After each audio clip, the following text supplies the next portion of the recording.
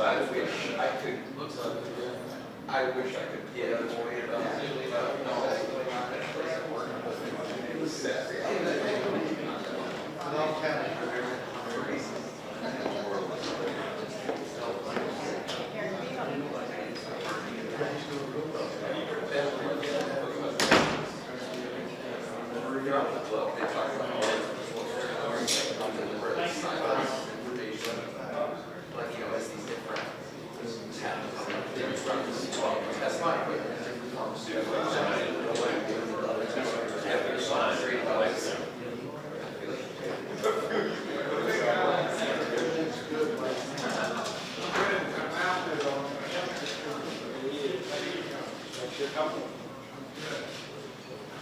Amen.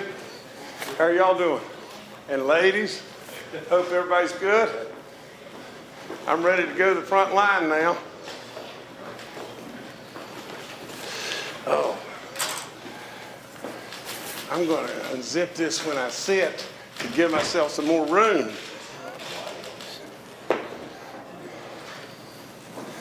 Oh. Well, okay.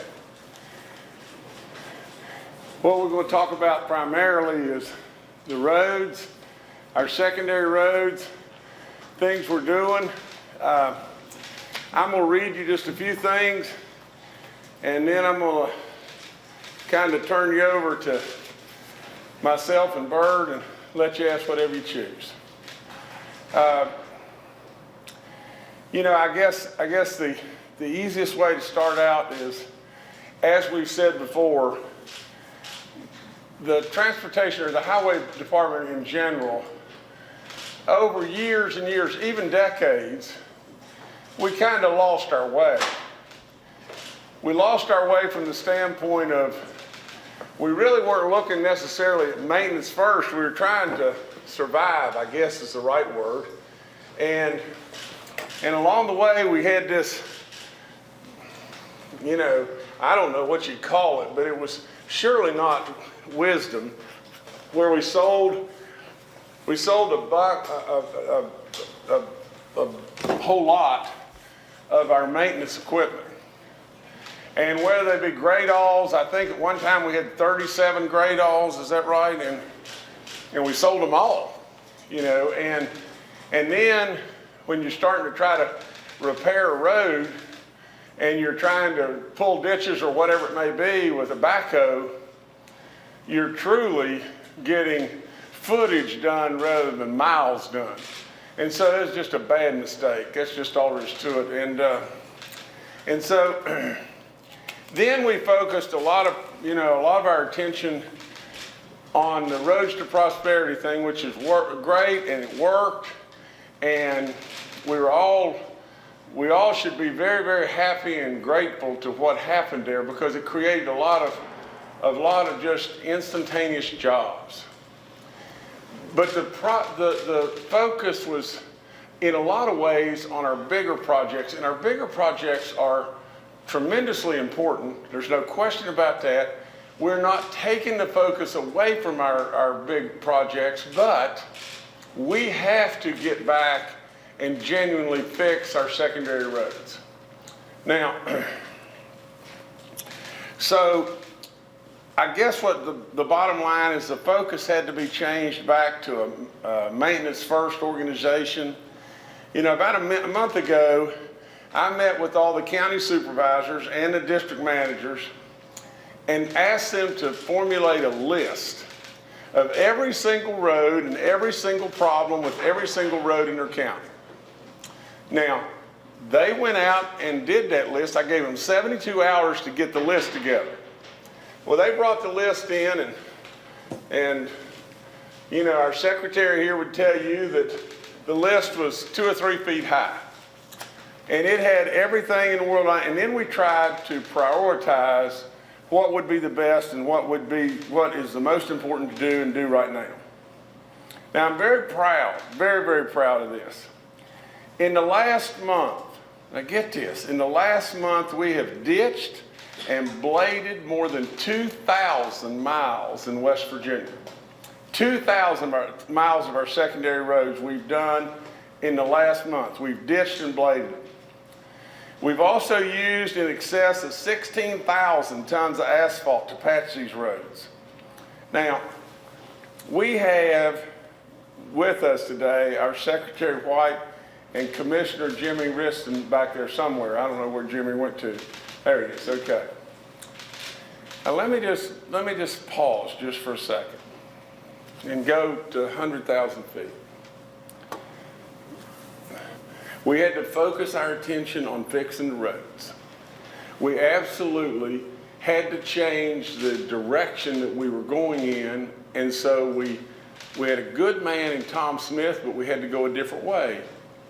I'm not here to cast stones at Tom Smith in any way, shape, form, or fashion, but we have a better man in Secretary White that's doing a great job, an incredible job. Now, in addition to that, we hired a guy that's hands-on, in Jimmy Riston. A guy that's been with us a long time, but a guy that knows every wrinkle and won't put up with nonsense either. And so at the end of the day, we got two superstars that are running with this whole thing, and the results are easy to see. If you know, I would tell everybody, and I'll probably re-emphasize this as we go along, but as you're driving out on the roads and you see all these crews there, honk your horn at them or wave at them. Or if you get stopped, you know, and they're within shouting distance, thank them. Because those people are doing great work. They're everywhere. They're like ants flying all over the place, and they're all over the place. Now, in addition to that, our secretary here said, you know, and Jimmy said to all the people, said, formulate your plans and formulate a priority list and get it back to us. And then they got it back to us. And you know what they said? They said, we've done this over the years, and we've done it and done it and done it and done it. And then when we get it there, they tell us not to do it, or they can't do it. Well, Byrd said it was a real eye-opening, because when they brought it to us, Byrd just threw it back at him and said, okay, do it. Do it all right now. So the net of the whole thing is just this. We got a lot of good stuff going on. There's a lot of people really working, and I'm going to see if there's anything else that I want to show you this in just a second, but our highest priority, no question, is fixing our secondary roads right now. Although the projects, the Roads to Prosperity projects will go on, and they'll go on timely. I think you're going to see over the next 2.5 months, you know, a trial run on all this data that's come into us, and the success of what we're able to, you know, end up with. And at the end of the road here, I would just tell you that, you know, I'm not somebody that goes on, you know, cussing or bad word fits. And I said, we're going to fix the damn roads. And it's somewhat uncomfortable for me to say that way. But I said it, you know, with the Coalfield Expressway, I said it way back when I stood out there right outside of Sophia. 28, now 29 years. You know, I was in McDowell County the other day. I was giving out some grants in McDowell County, and I was going by the industrial park down there where the prison is. And I said, you know, I thought, well, gosh, I got to go in there. And I just drove in there, and when I did, all of that earth moving that was done for the prison, we did it. Our company did it all, every bit of it. You know, we bid like $2.6 million to do the work, and the next closest bidder was $22 million. And we knew that, you know, we were down there. That was our area of the world. And we knew that there was no way to get that project done, you know, if you bid a great big number. So we basically just bid it and did the work, and just for the sake of doing the right thing. Well, when we did all that, now all of a sudden the prison did come. And I thought for a long time, I thought, well, that's impossible. This isn't going to happen, but it did. It happened exactly like I've told you. And then I hadn't been there in probably 15 years. But along the way, when we were doing that, and maybe it was 20 years ago. Gosh, time goes, it could have even been 25 years ago. But along the way, there was a section of the Coalfield Expressway that was built right behind where the prison is right now, right down over the hill. It didn't have a connecting point on this end, it didn't have a connecting point on that end. And there's no telling how much money it cost to build that, but it had to be 10 or 12 or 15 million dollars. Now it's just grown up in bushes. I mean, it was built 15 years ago, you know, and grown up in bushes. We don't need to do that. We just don't need to be making those kind of mistakes. So, I'm telling you, we got good stuff to report, and we're moving, and it's just going to get more and more and more as the weather continues to be better and better and better. So these guys, Brother White and Brother Riston, give them a big hug today, because they're doing a whale of a job. And I am more proud of them than I can possibly tell you. They are doing one heck of a job. And this guy, you know, Secretary Hardy, I guess he does okay too. But Rebecca, show them this right here. And Byrd, get up here and go over that. Brag about it and everything.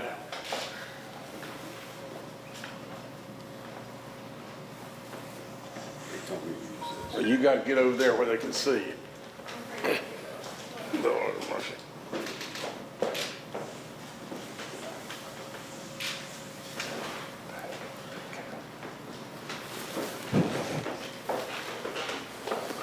You're live now. It looks like you turned it on. I don't know how it works. This technical stuff's over my head. This, since Governor Justice told us, get to work. This is what's happened in the past months. He gave us those directions on March 16th. This is through April 14th. What our people have done under the direction of Jimmy on our secondary roads. None of this is on the big stuff. We're going to get the big stuff, but this is what's happening on the secondary roads. It is, the Governor Justice told us, go fix the roads. I'll leave out that other part. Okay. Go fix the roads. There is absolutely, people are hunting for asphalt. There's absolutely no reason at all to go put asphalt on a road that doesn't have good ditches, that doesn't have good base. It's a waste of money. It's been done for years. It's a waste of money.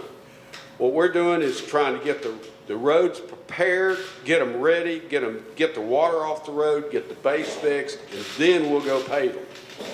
But this is what we're doing to get ready.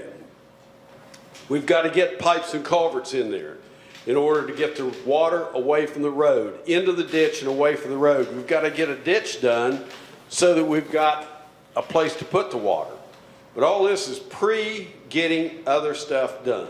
It's this big guy's been giving me orders for years, and I've done my best to carry him out. This is what he wanted done first. Get the roads ready, quit wasting money on asphalt that's going to fall apart next year. This, in the long run, this is going to save the taxpayers of West Virginia a lot of money because their roads won't fall apart next year. You got more to say? Well, I'm good. You just stay right here, Byrd. Okay?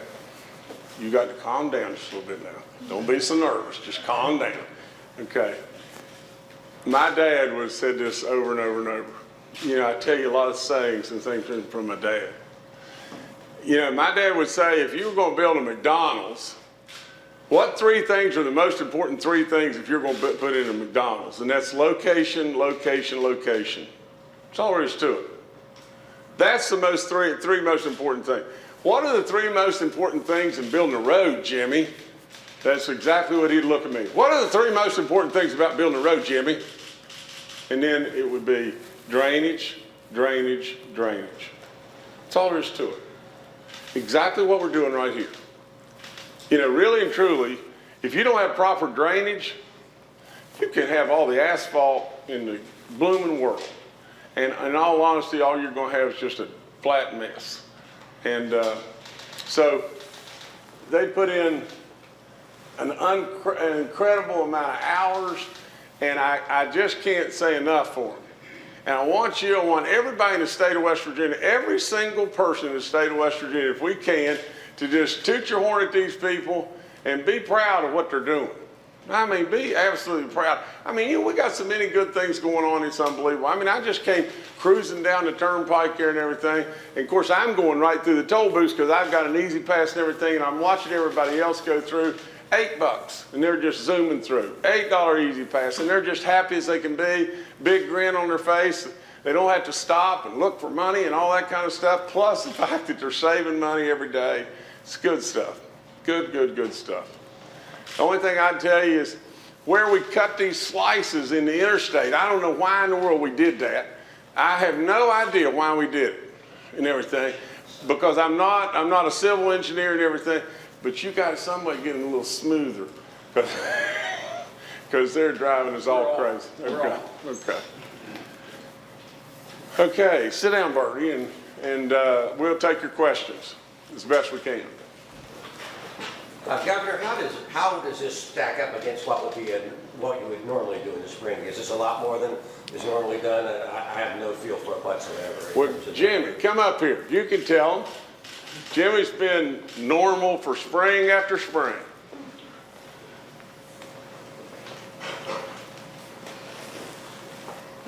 I can tell you we've never had an April like what this represents, ever.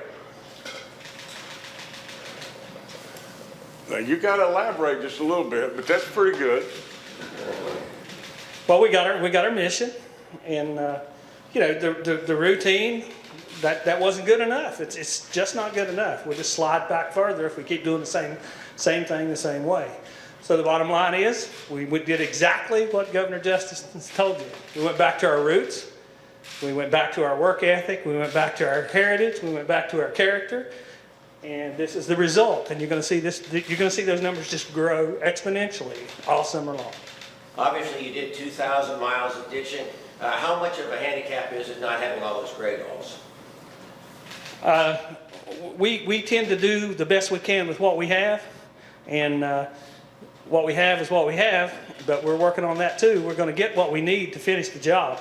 So it's a bit of a hindrance to not have the right tool for the right job. Comparison of two of the items, 2,000 miles of ditching, about 16,000 tons of patching. How does this compare with a typical spring month maintenance? To have the exact ratio, I'd be definitely afraid to give that to you, Phil, but I can find that out for you. It's much more. It's much more. I like much more. That's good. Yes, sir. Well, for the governor, your old commerce secretary said he's going to challenge you in a primary. You have any response to that, first of all? Sure. Okay, Jim, you can go. Sure. I'd love to. I guess here's the bottom line. There's a great big difference between Woody and myself. And you know, and I don't want to rain on Woody's day. I mean, today's his day. You know, and I welcome him to the race and all that kind of stuff. But there's a lot of difference. You see, from the first day that Woody became the Commerce Secretary, he was running for something every day. I mean, every day he was flying all over the place in the state plane and speaking to whoever would listen to him and everything. And that's what Woody wants to do. Woody needs that. I mean, that fuels Woody and everything. Well, you see, I don't need that. You know, I don't need ego and status. And I surely don't need the next hot tip to better my business.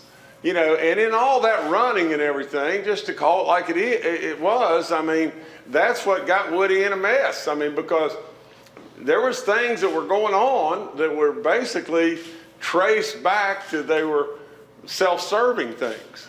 And so at the end of the day, you know, I'm a completely different animal. I have come to you to serve. I never want a thing. And I have told you over and over and over, when the point in time comes that you can look at me and say, Justice, you've told us a lie, you know, I'll challenge you all day long, because I'm not going to do that. I'm just plain not going to do that. So we're different. I welcome him. Today's his day. There's no point in beating on each other and everything today, but we are, we're very different. You know, if we want to go back in this state, you know, to where we've got a governor spending a whole lot of money doing things, you know, just to better his ego and everything else like that, and running all over Kingdom Come in the state plane or the state helicopter, or party after party after party, or whatever it may be, because that's what we've had. I mean, now let's just be honest, that's what we've had. And we've hid behind, well, you know, I'm 24/7 all the time, a governor. But you see, the thing you don't catch is just this, is I always challenge anybody with just this too. Nobody's worked as hard as me. There's no possibility. There's no possibility. There's nothing that's going to get by me. Absolutely nothing. You know, and I can't say that that you'll never, never, never, but I'm telling you, I challenge you all the time, and without trying to just find some little insignificant thing to trip me up on, to find something that I've missed, to find something where I've not told you the truth. I'm here for one reason, and we've done a heck of a blooming job. That's all there is to it. Things are so much better in every way. Now, we got a long way to go. We got a long way to go. But just step back and think about it. We've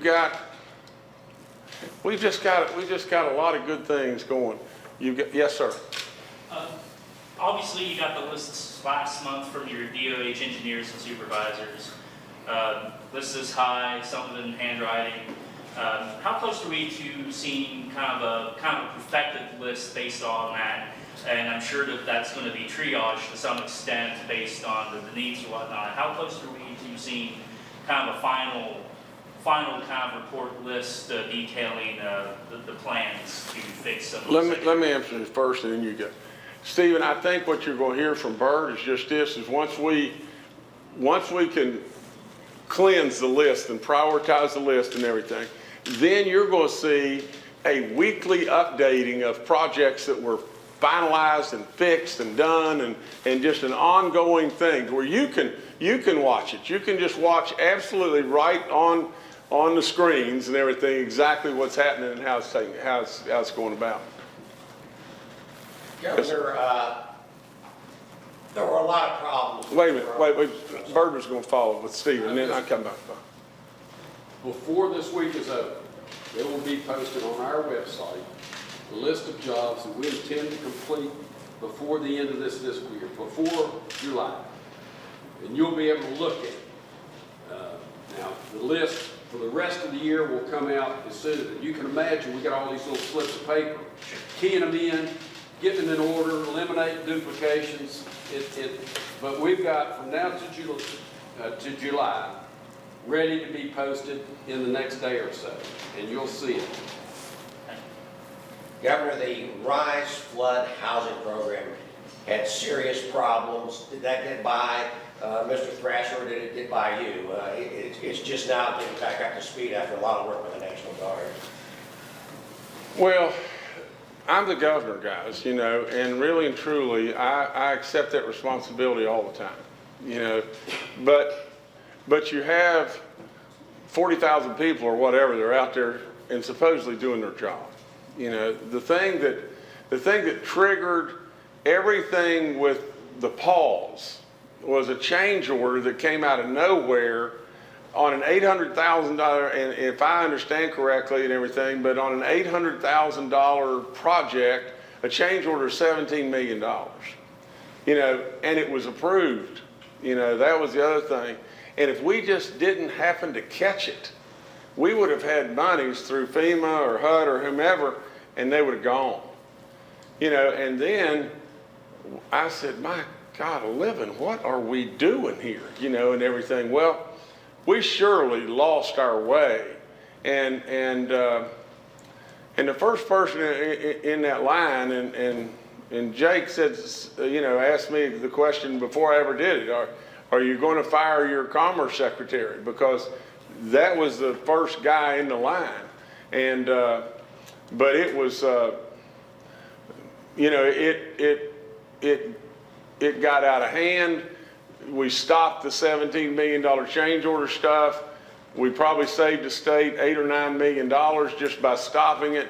That money can be redirected to a lot of things. The biggest thing, Bob, that I'd say about this is just this, is, I mean, if you want to really hurt my feelings, you insinuate in any way, shape, form, or fashion that I have not given every bit of attention, every bit of intelligence, or every bit of me that I can give to try to help the flood victims. If you want to really hurt my feelings, that's how you hurt my feelings the worst. Because I lived it, opened my house to everybody, took nothing for it. I mean, you know, let's just think back. I mean, gosh, I had all kinds of people say, well, look, you know, you ought to get a per diem for the people that are in the hotel, or you got to get a per diem for all the National Guard people you're feeding and everything. Never took a nickel, not a nickel. You know, we formed Neighbors Loving Neighbors, and they would give away millions of dollars. And look, with all my people, I paid all my people never an administrative nickel, not a nickel. And so that's why, you know, when you're out there and wading the mud looking for bodies, it's pretty tough stuff. It's pretty doggone tough stuff. And you look for a little 14-year-old beautiful kid, you know, Kayla Phillips, you look for 6 weeks, and you find her miles and miles and miles down the stream. Her parents don't know where she is, and it's terrible. It's beyond terrible. And the whole time, my resort, it was ripped to pieces, ripped to threads. And now, you have the insurance companies not paying you, and every issue known to man with that. So yeah, I'm telling you, if anybody ever insinuates that Jim Justice in any way, shape, form, or fashion, you know, could have done better, that really hurts, really. As long as we're on the subject of Neighbors Loving Neighbors, the Internal Revenue Service, it would appear, has no record of this organization's existence or any finances related to it. Secretary of State Warner's office has it listed as a trade name under Old Light Charities. Right. Was Neighbors Loving Neighbors never properly incorporated as a 501c3 organization? And can we get a list of the expenditures and the money that came in and where it went? Well, I'm sure that I can get you every single thing about Neighbors Loving Neighbors, you know.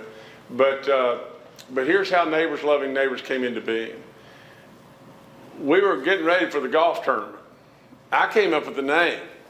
You know, the golf tournament's getting ready to happen, and what we decided was, because we're getting ready to do, I think at the time, you know, but I said, I'll tell you what, let's do. We got a lot of people that are out there in West Virginia still really hurting. Let's let everybody come to the golf tournament this year for free. And we'll let everybody come for free, but ask everybody if they'd bring a can of food. And you know, and we'll just mound up can after can after can of food, and we'll take it to the food banks, and we'll be able to help as many people as we can help.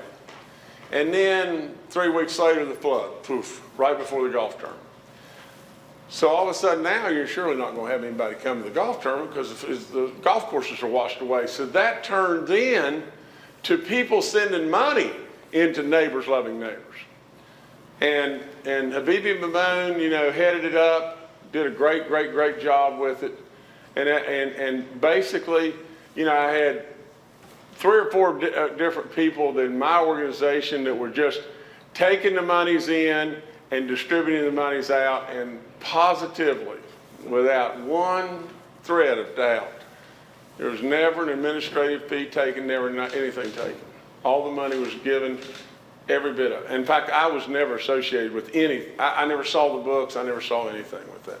Well, speaking of which, I'm looking at the records here, and the Old White Charities, of which Neighbors Loving Neighbors was a subset of, had revenue of $51,000 that year in expenditures of $4.7 million.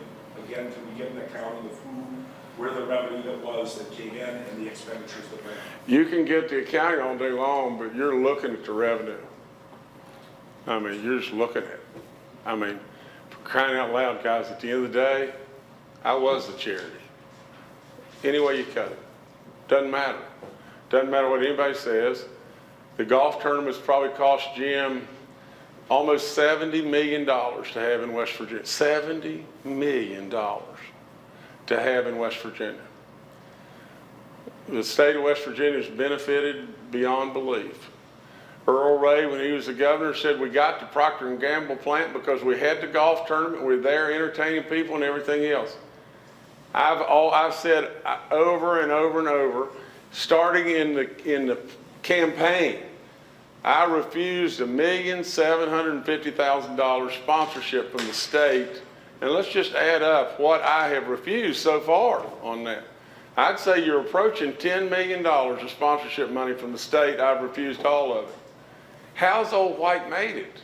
I guarantee you Old White Charities has made it one way. Me. I don't care what anybody says. At the end of the day, the golf tournament has cost tens and tens and tens of millions of dollars more than we had in any way in sponsorship or attendance or whatever. What are you going to do? Where's the money going to come from? Came from me. Governor, the West Virginia State Auditor investigated the use of FEMA dollars in Richwood and essentially found a lot of problems with the usage of the money to make Right. it simpler.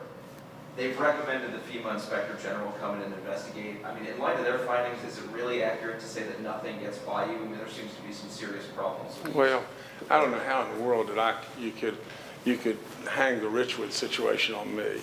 I mean, for crying out loud, you got people up there that have done stuff that's, nasty stuff, and done stuff, in the shadows and everything else. But that one would have really been tough to have caught by anybody. But I would tell you, in that situation, I've said it before, and again, welcoming any and every investigation. I am an absolute open book. You've got people there that it surely looks like, and we'll give them their fair day in court, but it surely looks like you have people there that have taken advantage of a situation to benefit themselves. If that be the case, I hope they get the book thrown out. Back on secondary road maintenance, how much, do we have a ballpark figure for how much this summer's additional maintenance will cost? And do we know the sources of that funding? That's why I wanted Dave to come, because I thought that question may come. Okay. Oh, Mike, I'm sorry. Yes, Phil. Byrd and I talk probably 3 or 4 times a week about what his needs are. And in a recent conversation, probably last week, Byrd told me that he felt like, on behalf of the Department of Highways, that he needed $80 million additional dollars by June 30th. He had gone through his budget and was proposing, and we discussed it with our budget director, what we would call a reallocation or realignment of about $35 million within the Department of Highways budget. And then Mike Cook, under my direction, our state budget director, has been doing a comprehensive review of all the accounts in the state of West Virginia. And we've identified somewhere roughly 25 to 30 million from those accounts, which of course those will be proposed by supplemental appropriation. So if you add those two things together, you get about 60 million. Then I've consulted with our bond representatives, our bond counsel, and our bond advisors. The bonds had originally sold, the GO1 bonds, they sold last June. They sold, I think it was June 8th, for $917 million. We have committed officially $249.9 million of projects out of those bond proceeds, and about $13 million dollars of smaller projects. So if you add those two numbers up, you're at about 263 million.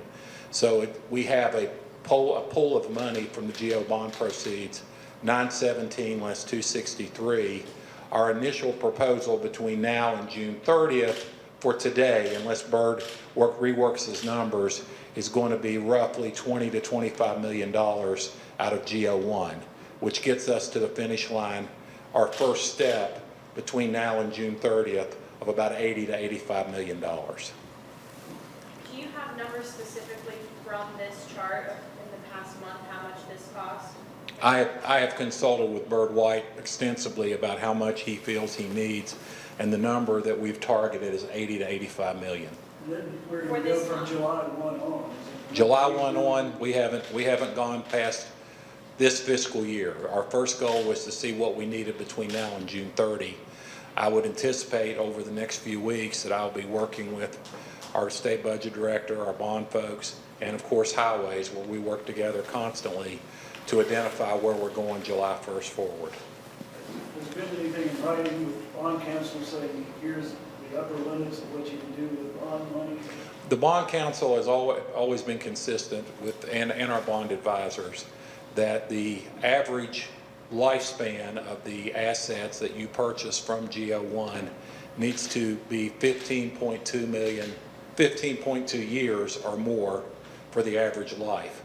The first 5 projects that we have contracted for all have projected lives of between 25 up to 70 years for those projects. And Phil, I'm talking about the I-81 widening project in Eastern Panhandle, the addition of another lane in Beckley, and several other very large projects that have very large projected lives. So we're in very good shape in that the first 250 million is probably, I haven't sat down and done the weighted average, but it's well between 20 and 30 years. So to take 20 million and do say a projected life project of 7 to 12 years, we're in perfect compliance with our bond covenants to do that.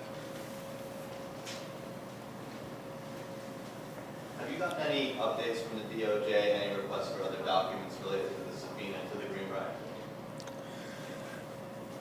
You know, I'm going to have to dance around that question just a little bit. I don't like to do this. I don't like to do this at all. But you know, I can tell you about the Greenbrier. I can tell you about Old White Charities. You know, I can surely respond to your Forbes article and so on. There are things that I have been told, and again, this is not my style, but there's things that I've been told that I just really have to leave certain things to the attorneys and let them work it out. What do you think they're looking for? I don't have one earthly clue, and I honestly don't. You know, and I want to be, again, I want to re-emphasize that I want to be respectful of these people and the job they're doing. I mean, let's just be fair here. They're here to protect us, you know, and that's the job they do. But I can tell you that I guess I'll make a mistake, you know, now and then I try to correct it. But you've got a story to tell that's just as simple as just this. I mean, along the ways, every coal company in the land took bankruptcy and not us. And in doing that, if you don't think it made things tough, that made things really tough. But at the end of the day, people were beneficiaries, from banks to vendors to employees and on and on and on and on and on. Now, we don't give enough credit for the fact, you know, of what Jay and Jill and them have battled through. It's been tough. And you throw in a flood on top of that. I mean, you know, you're talking about a cannonball to the gut, and then an insurance company that won't pay you. It's tough. It's really tough. And so I guess, you know, you know, in an organization as big as our organization, you surely are going to be able to find something, you know, that doesn't look right or whatever. But I'll promise you, to God above, you said, what are they looking for? And I would tell you, to God above, you're never going to find anything that Jim Justice has purposely done to benefit Jim Justice. There's no way. There's just no way. What about the tourism tax credits at the Greenbrier? I'm sorry? The Greenbrier has received some pretty sizable tax credits from the development office. Would those benefit the Greenbrier? Well, I don't really know exactly what that amount is or what they've received. I would say just this to that, and that is, think about what any other company or any other business would have received from West Virginia that came into a situation to where 2,000 people were going to lose their jobs. The place could have very well closed. And in addition to that, we went out there and spent $250 million of investment, did all the other stuff we did. What business would have not come to the state of West Virginia and said, build the roads or do this for us or do that, and everything? It had been astronomical. You may be referring to dollars that they received from the Tourism Development Act or whatever, but it can't be anything but a drop in the bucket compared to what's been spent and what's been done. I mean, just next to nothing. Let me tell you, I've known this guy since he was skinny and had brown hair. And I will bet you my house that he hadn't done anything knowingly wrong. Now, all of us skip through life and make some mistakes here and there, but I'll bet you my house, if you're willing to take the bet, that he hadn't done anything knowingly wrong. Well, and that gets back to what I was asking about earlier between the division of Old White and Neighbors Loving Neighbors. Is it possible this was just a paperwork for accounting mistake? Because it appears the federal government is looking at just that, why Neighbors Loving Neighbors wasn't set up as a formal 501c3. Mark, I wish I could answer it, but I can't really answer it because I never had anything whatsoever to do with Neighbors Loving Neighbors as far as handling the money, looking at the books, taking in the money, seeing the checks, nothing whatsoever, but I do know that my people were handling that and I paid my people, and I do know that they distributed money all over Kingdom Come, and I know positively none of the money came to me. Governor, how much do you think of this comes out of the fact that you never really distanced yourself from these businesses? I mean, you said you were going to put them into a blind trust. What would that have mattered, really, at the end of the day? I mean, what would it have mattered? I mean, at the end of the day, if I'd have had been a blind trust, I ate dinner at the Greenbrier the other night, and somebody said, was sitting at dinner and said, how often do you come over and everything? And this would blow your mind. I'll bet you since the casino opened, I've not been to the casino a dozen times. I haven't been to the Greenbrier. I go to the Greenbrier once every 2 months and just to go by. I eat there 3 times a year. So really and truly, if we'd have put it in a blind trust and then I could have sat here and said, well, I don't have anything to do with that. That's in a blind trust. You're still going to ask the same questions. If somebody comes up and says there's a problem with Old White Charities, I'm going to still have to tell you that I am the charity. For crying out loud, there isn't any problem with Old White Charities. Are you kidding me? Are you totally kidding me? I mean, really and truly, it's just,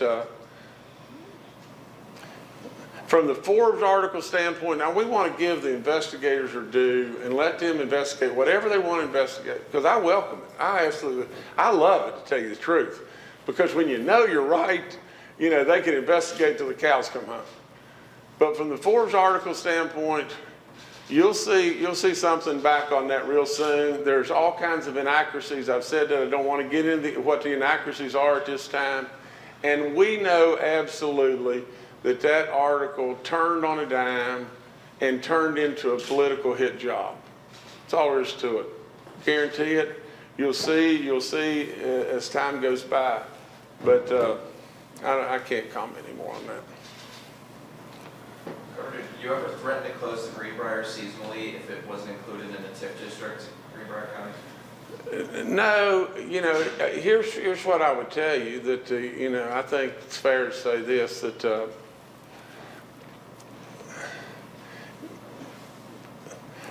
raising another tax on the Greenbrier, when the Greenbrier is a contributor to the level that it is already contributing, at some point in time, we all need, and I'm really a guy that's really hung up on this, because this is all there is to it. In my life, if you would have opened the door for me as me being a kid and I wouldn't have stopped and thanked you, I'd have been in real trouble at my house. That's all there is to it.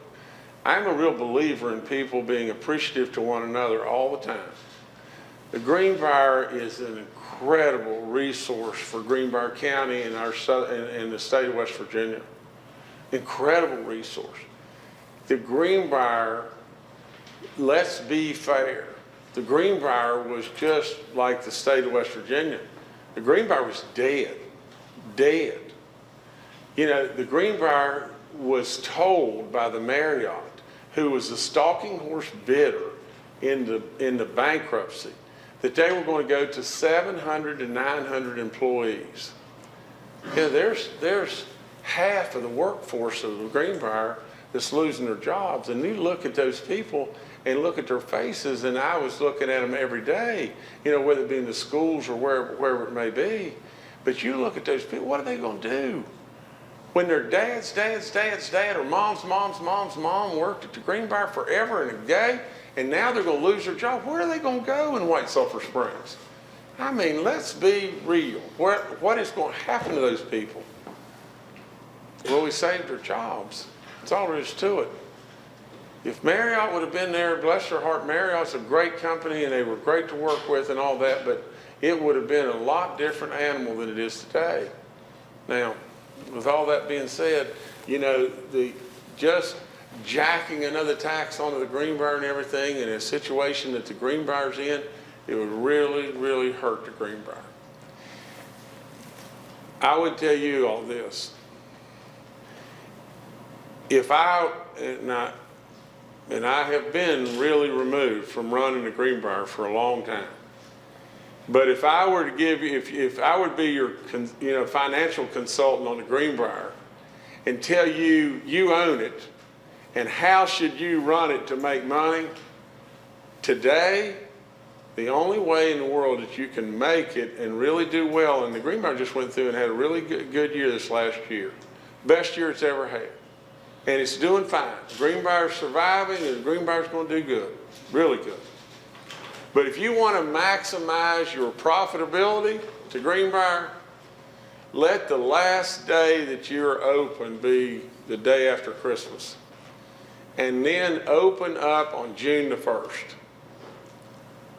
And if you do that, you'll maximize your profitability at the Greenbrier. You know what you'll do if you do that? You'll kill a bunch of people and kill a bunch of good families. It's not the thing to do. It's not the thing to do. But if you were a money hog, it's the thing to do. I'm not going to do that. So is it correct that you had a meeting with the Greenbrier County Commissioners telling them that if they did raise the hotel occupancy tax, that Greenbrier most likely would have to go to a seasonal operation? No, I think it's unfair characterizing it like this. I had a meeting with the county commission and everything because we talked about the airport primarily. I think the airport in Greenbrier County can be a tremendous resource for southern West Virginia. We were talking also about the possibility of creating another, I don't know if it's called the Convention Bureau or whatever, it's called, CBC or what, I don't know exactly what it is. But in doing so, how they were going to fund that was possibly double the bed tax at the Greenbrier. And I tried to explain to them just what I've already explained to you. The Greenbrier is still trying to recover in every way, shape, form, or fashion. And at some point in time, when anybody layers in more weight on the wagon, if you don't watch out, you could awaken to the wagon collapsing. Here's another perfect example. I mean, if we don't watch out, just this, all of a sudden out of clearly nowhere, people say, well, what about Old White Cherries? What about Neighbors Loving Neighbor? What about this? What about that? And everything else. And then the next thing that happens is maybe the banking gets difficult on the Greenbrier. Maybe, you know, you can cause repercussions of bad stuff and it be innocent as the driven snow. So I would say anything additional layered on the Greenbrier could make it, could put things in jeopardy more than they are even now. But the Greenbrier's doing good, and but it's, you know, when you've got insurance claims of $107 million and you've been paid 37, the first question that's got to come to everybody's mind is, well, how are they making it? I mean, how are they alive? I mean, we rebuilt 2 complete golf courses, guys. Well, you build an 18-hole golf course, you know, anybody in the world will tell you build it to Greenbrier standards or anybody's standard, it's $1 million a hole. That's $36 million just there. Now, we didn't spend that much money, but we spent a boatload of money there. And you know, just think of all the damage. You had 30 feet of water in the tennis stadium, 6 feet of water in the chapel. You had water running in an area that big around, in the walls in Colonial Hall, all through the Greenbrier, the casino and everything. I mean, gosh, it's just big time stuff. So to follow up on that, you're saying, yes, you met with the Greenbrier County Commission to try to oppose a tax on the Greenbrier? No, I met with the Greenbrier County Commission to try to encourage them to look at the possibilities or different ways to enhance the airport. That was what the primary driver of the whole thing was. We discussed an additional bed tax, and I told him exactly like I would tell you right now. An additional bed tax is layering in something on the Greenbrier that I don't know that the Greenbrier can withstand. But again, that's not my call. I mean, that's more Jill's call and Adam's call than my call, you know. But I said, the thing we should all do is celebrate and appreciate the contribution that the Greenbrier is making. You know, not, you know, always look for more out of the golden goose. We can't do that. But the biggest thing we talked about, and I would say just this to all of you. If you want to really grow, you've got to have the ability for people to get to you.